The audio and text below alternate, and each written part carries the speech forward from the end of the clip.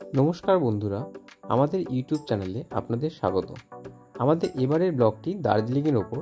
তো দার্জিলিং যেতে গেলে আপনাকে কলকাতা থেকে যে কোনো ট্রেনে এনজেপি চলে যেতে হবে এবং সেখান থেকে গাড়ি নিয়ে আপনারা দার্জিলিং পৌঁছাতে পারেন।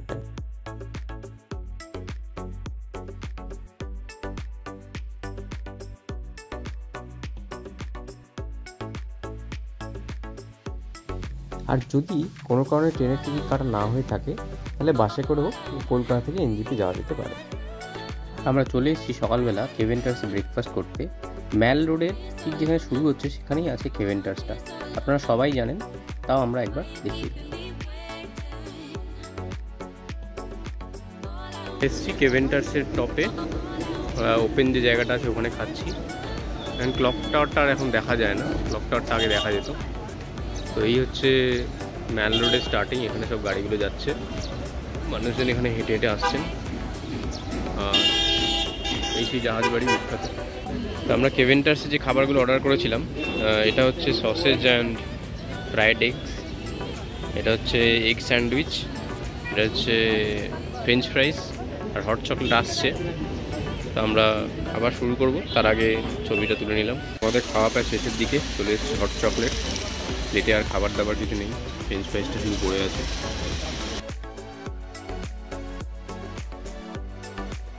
দার্জিলিংয়ে গিয়ে কেউ যদি টয় ট্রেন চড়তে চান তাহলে সেটা আগে থেকে বুক করে যাওয়াটাই ভালো হবে, কারণ এখানেই দেখতে পাচ্ছেন যে টয় ট্রেনের সমস্ত টিকিট অলরেডি বুকড আছে। ট্রেন ধরতে এসেছেন দার্জিলিং স্টেশনে, দেখুন এখানে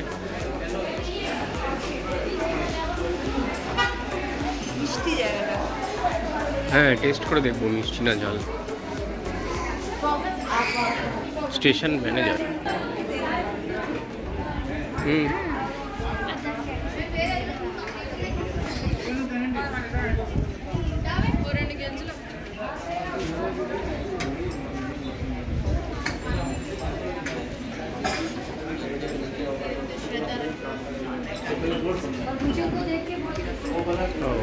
একটাও ছিল।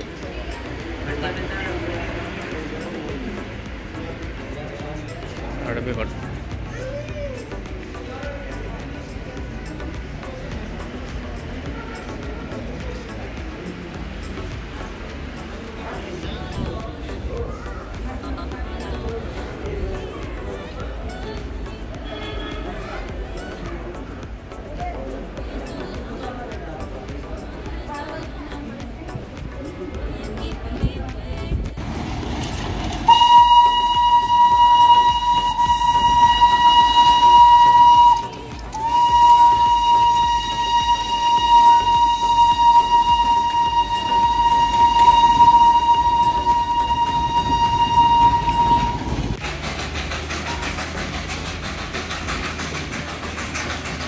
এখানে আমরা একটি টয় ট্রেন যাওয়ার ছবি তুলেছি। তো এই টয় ট্রেনটি কয়লার ইঞ্জিনে চলে। পরে আরেকটি টয় ট্রেন ছিল, যে ট্রেনটি দেখলাম ডিজেল ইঞ্জিনে চলে। তো ডিজেল ইঞ্জিনের টয় ট্রেনটাও দেখে নিয়ে আসলাম।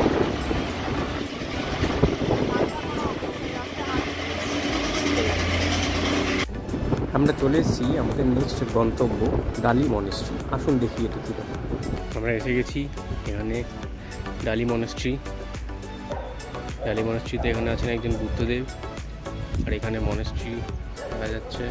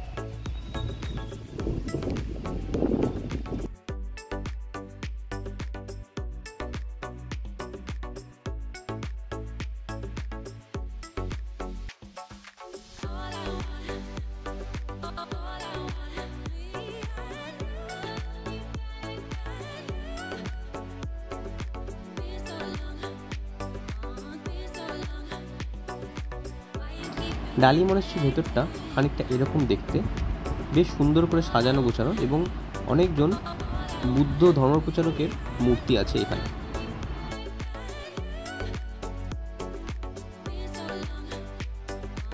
এরপরে আমরা এসে পৌঁছালাম বাতাসিয়া লুপ, যেটি একটি ওয়ার মেমোরিয়াল।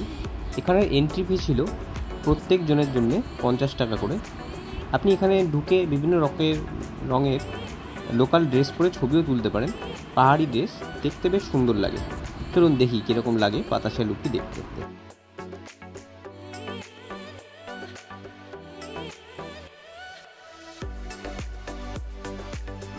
বাতাসিয়া লুপের ভেতর থেকে দার্জিলিং শহরটিকে পুরোপুরি দেখা যায়।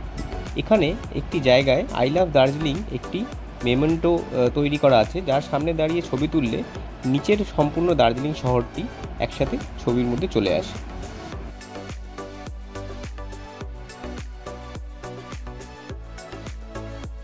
বাতাসিয়া লুপের এই রেল লাইনের মধ্য দিয়ে হেঁটে যেতে এবং ছবি তুলতে সত্যি খুবই ভালো লাগে, এবং ছবিগুলিও খুব সুন্দর আসছে।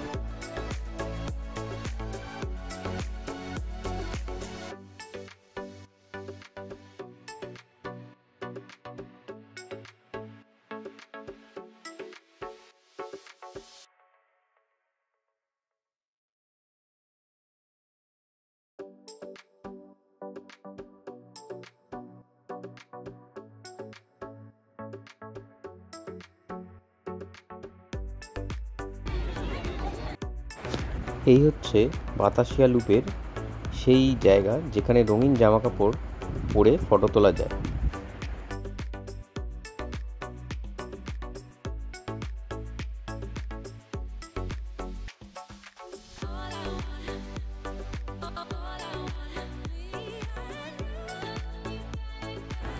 এরপরে আমরা এসে পৌঁছালাম ঘুম মনেস্ট্রি। এই ঘুম মনেস্ট্রিটি ঘুম স্টেশনের খুবই কাছে, পায়ে হাঁটা ডিস্টেন্সে আপনারা চাইলে দেখে নিতে পারেন। এখানে বেশ কিছু স্টল ছিল, যেখান থেকে আপনারা চাইলে ব্রেকফাস্ট বা চা এই ধরনের জিনিসপত্র খেতে পারেন, এবং কিছু বিক্রি বাটাও হচ্ছিল, শীতের পোশাক এবং কিছু ঘরে সাজানোর শোপিস। তো আপনারা পছন্দসই জিনিস এখান থেকে কিনে নিতে পারেন।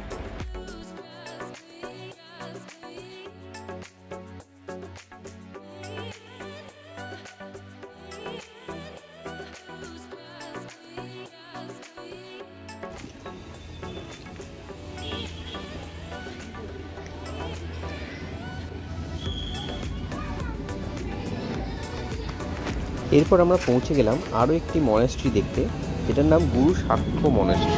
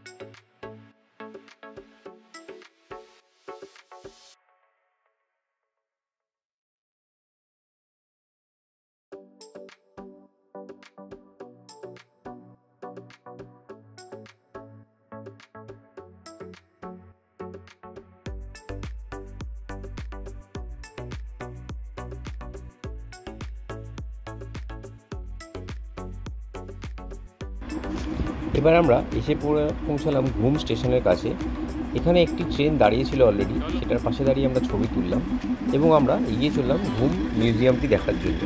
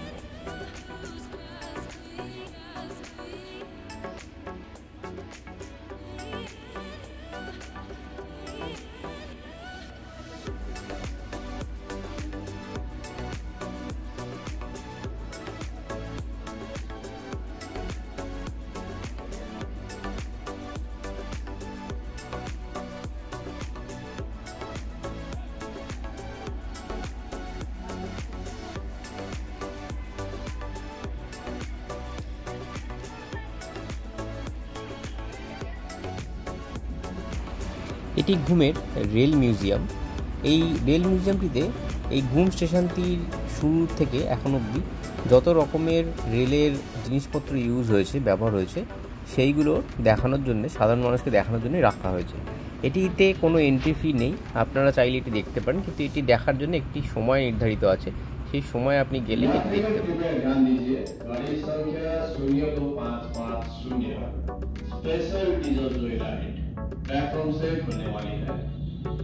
Passengers, please pay attention. Train number 02550, special diesel joyride is about to leave the platform.